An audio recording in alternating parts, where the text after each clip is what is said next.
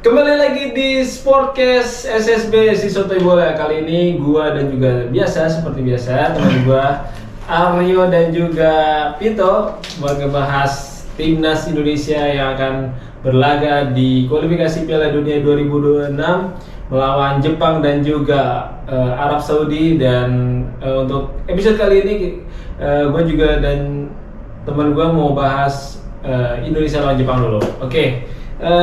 Gimana? Gua nanya kabar dulu lah ya, basa-basi dulu nih. Pakai basa-basi. Gimana, sehat bro? Basa-basi yang basi. Sehat. Sehat. Timnas kita tanggal 15 November ya? Iya. Akan berlaga di GBK. Ya, dan beberapa pemain memang ada sedikit yang cedera seperti kayak Messi Girls dan juga ada akumulasi kartu juga Harper ya. Kemarin banyak ya pas lawan Chinese itu banyak yang kena. Ivar Jenner yang kartu kan? Iya, Ivar Jenner. Berjenner yang kartu. Dan tapi gak usah khawatir, kita punya banyak pelapisnya juga dan sama rata untuk skillnya. Mungkin dari kita awal buat dari pemain Jepang dulu. Pemain Jepang yang hampir semua lah ya Hampir bermain semua di Eropa ya. Iya. Dari kipernya juga Sampai si Onana itu kan iya, dia Onana KW di Parma dia kan. ya, Onana KW di Parma. Dan menurut gue sih di lini depannya ya untuk Jepang ya, karena kita kedatangan Kevin Dix. Iya. Oke. Walaupun Messi Girls cedera, tapi kita punya Kevin Dix yang sudah dipastikan akan bermain melawan Jepang nanti. Kalau menurut lu gimana? Kita dulu ya Kevin Dix. Kevin Dix sih gue nggak banyak ngelihat dia main di klubnya ya. Tapi kalau dari highlightnya sih cukup bisa ngebantu sih. Bisa ngebantu Indonesia. Kayaknya juga dia kan main di luar. Ya itu sih yang dibutuhin Indonesia, mental sih. Mental. Semoga dengan ada Kevin Dix atau KDB-nya Indonesia, semoga bisa ya nambah mental lah. Mental. Kalau dari gue lihat juga dari cuplikan-cuplikan yang di medsos juga banyak sih yang hampir sama kayak Messi cara permainan ya. Menurut gue sama-sama di center back atau juga back kanan kan. Tapi secara umur dia lebih tua kan dari Messi. Iya, lebih senior. Dia udah umur berapa? 28 atau 29 gitu ya. Si 28. Ingat gue 28 Kevin Dix tuh. Jadi ya mungkin udah matang juga, terus pengalaman dia kan kita di lawan Jepang ini beda sama lawan kayak Bahrain sama China ya. Jepang nih udah kalibernya, kalau ini kaliber Eropa nih mainnya. Betul. Depan aja kan kemungkinan pakai kalau nggak Minamino. Iya. Ada si Mitoma ya. sama Kubo kemarin juga main bagus banget. Barca diacak-acak kalah sih. Nah, kemungkinan harusnya menjadi pembeda sih adanya Kevin Dix ini. Cuma ya kita nggak bisa ekspektasi banyak, ini baru training sama debut training sama Indonesia mungkin baru berapa ya? Baru mulai hari ini ya? Baru mulai hari ini, baru sekitar 4 harian training, nggak mungkin ada sedikit penyesuaian dulu. Kan memang permainan di Eropa sama di timnas tuh agak beda kan. Ya semoga sih bisa langsung klop lah ya. Ya, kita selalu membahas langsung klop. Tapi ya semoga aja dengan adanya Kevin Dix tuh rasa aman di belakang tuh ada penjamin lah. Nggak deg-degan lah ya. Ada penjamin lah. Iya, benar. Terus kalau gue lihat di beberapa hari yang lalu ada yang banyak berstatement kalau timnas kalau nggak lolos round 3 ini STY bakal dipecat nih. Kalau menurut lu gimana? Kalau menurut gue kurang setuju. Kenapa? Karena keputusannya terlalu dini lah buat berstatement kalau nggak lolos ini bakal STY dipecat. Kalau kita lihat kan perjalanan STY dari ngebangun tim itu ini banget kan, bener-bener dari struggle banget ya. kan. Nah ini lagi momennya, semoga ya kita ngedoain aja yang terbaik apapun hasilnya. Ya terus juga kemarin juga banyak rame di timnas tuh kan soal STY nggak mau nurunin timnas ini ke AFF karena buat ajang U23 kan AFF-nya. Terus banyak yang bilang netizen tuh nyerang STY karena udah yakin gak menang makanya mau nurunin yang U23. Padahal netizen itu tuh buat ngelatih mental U23 biar ntar lebih siap di senior. Kalau misalnya kita pakai squad yang sekarang juga tuh ya terlalu capek dan lebih lagi AFF bukan ajang resmi FIFA kan. Nggak dihitung, percuma. Ya izin dari klub luar kan juga mungkin lebih agak susah karena nggak resmi kan. Nggak resmi. Kalau ini kan memang di international break. Gue juga itu salah satunya kan buat regenerasi itulah. Iya, regenerasi. Menurut gue juga setuju kalau dari pemain Liga 1 buat ajang perform di itu kesempatan ya. Kayak mungkin Hernando itu kalau sekarang mulai keganti sama PES, di situ bisa nunjukin kalau dia masih punya kualitas buat jadi kiper Indonesia. Benar. Sama ya, tapi kalau murni dari pemain Liga 1 kalau menurut gue sih masih agak belum buat top levelnya masih belum ini, karena kalau dicampur mungkin beberapa kayak tengahnya mungkin Ivar Jenner atau Hafner dijadiin, maksudnya dimasukin ke squad listnya ya buat ngasih positive vibes-nya ke pemain liga lah ya. Iya. Biar kebangun juga gitu. Jadi sama-sama saling masih bagus ya. Buat inilah ya sosok pemimpin. Iya, itu kita butuh yang kalau dari Liga 1 semua menurut gue juga jadi dari awal lagi nih. Iya. Kayak gitu sih. Terus kalau menurut lo Kevin Dix kan udah bisa main ya. Nah, kira-kira bakal di posisi mana tuh? Apakah pengganti si Mes di kanan atau menggantiin Rizky Ridho? Sebenarnya sebelum masuk sana, gua sih harapan gua STY nggak coba-coba lagi. Iya, setuju sih. Karena kan kayak pas lawan Cina di match terakhir kan mungkin ya gua nggak tahu sebagai penonton kan gua melihatnya itu adalah uji coba dan racikan STY lah kayak gitu. Iya. Nah, tapi gua nggak tahu di belakangnya itu mungkin ada keputusan dari STY yang kita nggak tahu kan. Kalau ditanya dia bakal ngegantiin mungkin feeling gue dia nggak bakal jadi starter sih. Mungkin akan masuk di babak kedua gitu. Buat nanti gantinya siapa ya dilihat dari game pertama siapa yang perform dan enggaknya sih. Setuju sih sama Vito juga karena ini juga masih match pertamanya dia kan, debutnya dia. Mungkin malah yang udah kelihatan perform tuh si Rizky Ridho tuh mungkin dikasih kesempatan jadi starter dulu. Gokil sih dia di Liga sih. Liga 1 juga OP dia punya visi kan kalau visinya bagus deh. Itu kalau Jai kan soloran tuh Pak. Aduh. Ini dia apa sih namanya? Ya penguasaan dan mentalnya dia lah. Bagus itu.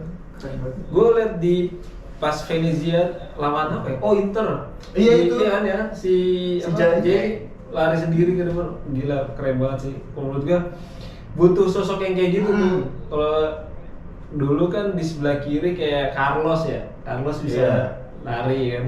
Kayak gitu sih. Sama kalau di Milan siapa ya? Si Theo Hernandez. Oh ya, Theo Hernandez juga lumayan kencang Prancis. Yoi. Terus ada bukan beberapa hari malah baru kemarin banget ini banyak netizen yang nyerang si Mes nih. Gara-gara katanya udah kayak akan bagut kedua nih. Menghindar dari panggilannya Sintayong. Kalau menurut gue sih si klub kan dia yang bayar ya buat punya kuasa atas pemain sebenarnya. Iya. Jadi kalau menurut gue dia awalnya cedera terus kira-kira gue udah bisa mainin tapi ternyata dimainkan nggak full performnya. Ya nggak masalah menurut gue. Terus bukan berarti dijadiin kambing hitam dia ngeles dari panggilan timnas kan? Iya. Lagian juga kan si Mes ini juga dia cedera juga nggak upload lagi pesta-pesta kan? Iya. Nggak kayak Neymar di Liga Champions gitu loh. Ngeliat tim yang kalah dia ulang tahun di setiap ulang tahun kakaknya tuh. Iya lagi. Pas round 16 Liga Champions tuh Neymar tuh cedera terus ulang tahun kakaknya. Udah gampang cedera ya, gampang izin. Cutinya banyak kan? Cuti banyak. Dia kalau nggak salah ini baru main 4 menit apa berapa menit di Al Hilal terus cedera lagi udah. Cederanya langsung parah lagi mau putus ACL kan? Mau putus kontrak kan? Gila. Ya kalau Mas Idris kayaknya ya memang cedera gimana lagi. Tim juga kan punya kuasa lah ya. Apalagi dia juga termasuk pemain intinya Twente kan. Ya wajar-wajar aja lah. Jadi kalau mau komen mungkin jangan langsung nyerang ke personal lah. Betul. Lihat ya kalau kita dibalikan seperti itu kayak gimana Iya. ya. Jangan nyerang personal, jangan Iya. nyerang FC Twente-nya juga. Iya benar. Jadi Seru aja kalau- jadilah netizen dewasa. Iya, cakep. Tapi Terus, jadi kelihatan apa supporter tuh kayak ini banget apa antusiasnya. Antusiasnya Benar, tinggi, benar. iya. Karena ya mungkin karena selama ini ngeliat timnasnya di Piala AFF 2 sekarang udah Iya. round 3 kan. Iya. Antusiasnya lebih tinggi Apa sekali. itu ASEAN? Benar. Tapi Iya, iya, tapi kemarin futsal jadi juara. Oke. Ya. Congratulations buat Congrats. timnas Futsal. futsal. Keren. Apalagi tuan rumah dikalahin dulu kan pas Iya. di final. Nah itu yang tadi kan U23 kenapa yang main apa namanya? Yang di Iya. AFF yang dimainin U23. Iya. Nah itu bisa kelihatan di futsal Thailand. Oh iya. Regenerasinya itu kurang. Kurang. Jadi kemarin tuh kayak yang senior Thailand tuh dimainin di Piala Dunianya, Piala Dunia futsal. Nah yang kemarin yang dimainin tuh sebenarnya regenerasi, tapi karena telat regenerasinya, Iya. jadi belum terbentuk lah. Tapi ya sempat bikin apa? Timnas Indonesia juga kewalahan juga sih pas di semifinal. Oke, terus kalau menurut lo persiapan dan taktik Indonesia lawan Jepang nih, kira-kira bakal curi 1 gol di babak pertama atau kayak lawan timnas Cina? Sebenarnya kalau gue lihat dari apa ya, Indonesia nggak perlu yang kayak main terbuka. Jadi ya udah sabar dulu aja main defense. Pasti kita tahu lah kualitasnya Jepang kayak Iya. gimana kan. Nah sebenarnya tuh Jepang yang dikhawatirin tuh dari kakinya. Iya. Oh, iya. Kalau dari kayak crossingnya ya untuk postur kita masih Sama, sama ya. lah. Cuman ya itu dari speed, dari passingnya itu kan udah cepet banget kan. Apalagi tuh Jepang itu tuh suka pakai formasi tuh setahu gue 3-6-1. Jadi itu numpuk di tengah dan ya skillful banget kan tuh mereka itu kan. Nah itu sih yang kayak kalau bisa ditahan dulu aja. Ibang udah bagus banget sih. Iya, nyuri poin tuh bagus. Jadi Indonesia tuh di pertandingan ini memang ya secara defaultnya memang harusnya kalah kan. Kalau Iya, secara secara matematis, iya. ya secara di atas kertas tuh kita kalah karena ya gimana pun Jepang itu udah kualitasnya, Jauh. bahkan dia bisa juara grup di Piala Iya, Dunia. gokil. Tahun 2022 tuh bisa juara grup di Piala Dunia. Jadi treatmentnya berbeda sih. Kayak misalnya nggak usah nyari terlalu terbuka karena kalau terlalu terbuka juga pasti kalah. Main aman yang penting komunikasi antara defense tengah Iya, itu betul. Permainannya jelas iya, ya, jangan passing. salah-salah komunikasi itu bisa bahaya banget loh Iya, Jepang. fatal banget, fatal. Gokil. Sama kalau menurut gua di Jepang kan mungkin ya Minamino, si siapa lagi? Endo sama Kubo nih bakal, kalau menurut gua kayak Jepang nganggap Indonesia ini bukan lawan yang remeh kalau untuk sekarang ya. Iya, Jadi dan apalagi dia udah ngerasain lawan Indonesia di Iya, Piala betul. Asia kemarin kan, dan itu Dan- cukup ada perlawanan di babak kedua. dengan komposisi yang sama kan, hampir sama lah. Hampir sama komposisinya. di 2-3. Kan statement dari siapa pelatih Jepang, Pelatih kan? Jepang. Iya. Yang bakal lolos grup Indonesia sama aja. Memang kalau secara ini Udah didoain lagi. kesulitannya di grup ini tuh memang paling utamanya di Jepang. Cuma kita kemarin sebenarnya ada poin kita Sama tuh dua wasit. iya si Ahmad atau gitu kan.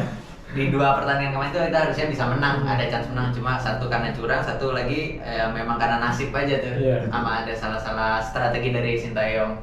Nah di Jepang ini adalah momen kita boleh kalahnya sebenarnya. Oke, Cuma bener. di sini makanya nyuri 1 poin aja dari Jepang tuh udah bagus dan banget. itu udah sukses. Setuju. Saya kemarin lawan Australia juga, Australia cuma berapa ngelakuin shoot 1 deh, 12-1 tuh. Dikurung sama Jepang ya. Dikurung sama Jepang, tapi bisa draw. Itu mirip kayak Australia lawan Indonesia, cuma ini Indonesia ini Australia.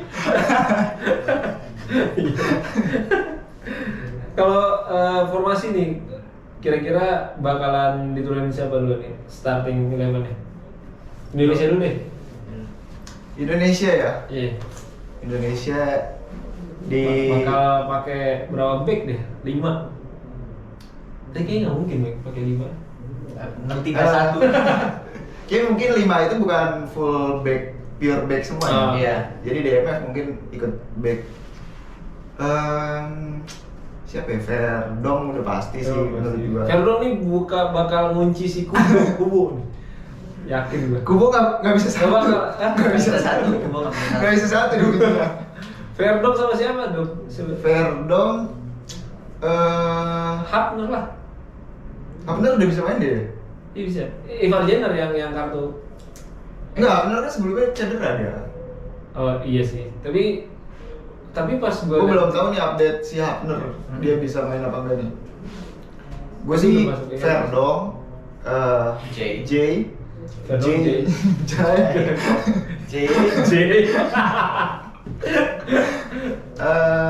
Rizky Ridho.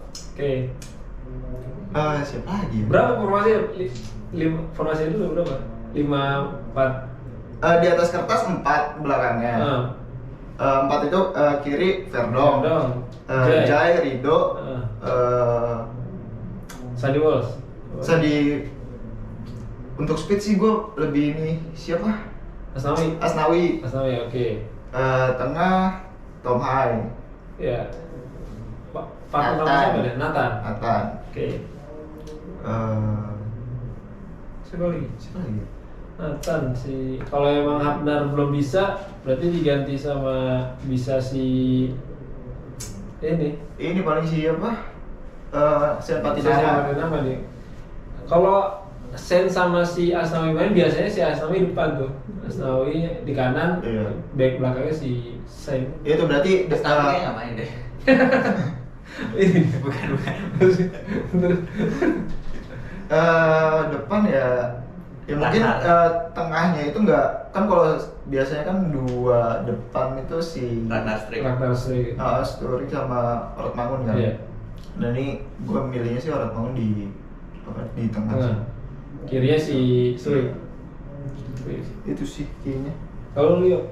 Itu pakai formasi yang sama kayak match sebelumnya sih, cuma mungkin ada di AY yang kemarin lawan Cina dicadangin ini pasti dimainin dulu, dia udah nggak bisa ini. Bisa diganggu gugat tuh. Di depan Ragnar sama Strik. Nah di belakang ini sih yang antara Sintayong mau nyoba pakai Rizky Ridho dulu atau si Kevin Dix ini mau ditaruh di mana nih?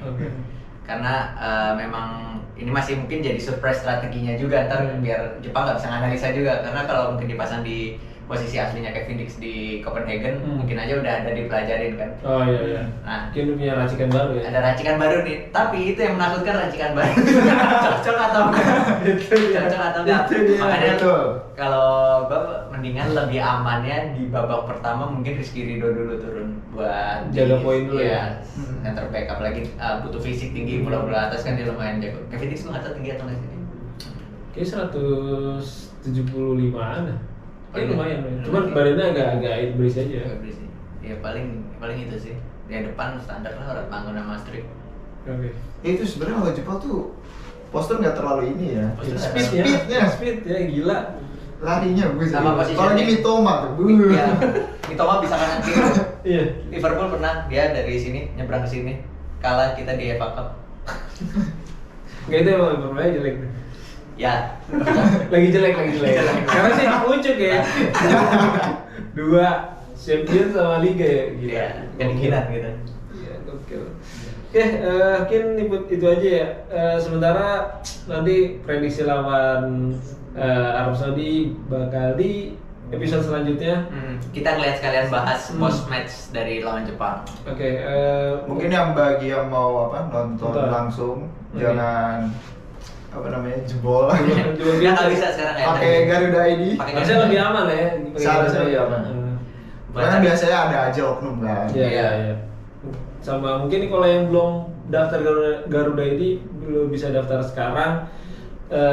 Biar nanti match selanjutnya bisa lah ya. 2. Masih ada satu lagi kan ya? Ada di GBK.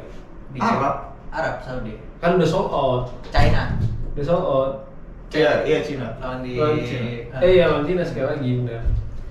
Ya, gua harap nanti bisa mungkin daftar sekarang biar nanti lo bisa nonton lah, bisa daftar. Baca udah nggak bisa lagi kan? Bisa baca. Mikir keras. Mikir keras. Sama ada gratis buat naik MRT. Iya betul. Buat Garuda ID, lo tinggal tunjukin aja bisa gratis sana. Terus apa lagi? Kira-kira Ya good luck Ya, lah buat semoga menang, ya. Semoga menang. Indonesia Semoga main bagus. dapat poin, Dapat poin. Mau menang mau seri, ini pertandingan harus dapat poin sih. Ayo mumpung main di kandang kan. Nah, di kandang buat ntar yang nonton langsung suarakan gemuruh GBK. Sayangnya kemarin nggak dapat tiket lawan Jepang Iya, ya, jadi betul. kita mungkin live reaction aja. Semoga bisa Semoga ya. bisa ya. Semoga bisa. Karena kebetulan lagi ada Jobnya banyak nih. kita lagi ada Bisa. job juga. Oke, sekian dulu perbincangan kali ini. Sampai ketemu di episode selanjutnya. Jangan lupa share, komen, subscribe di Sportcast SSB di channel gue Pandu Asoti. Goodbye. Goodbye. Bye.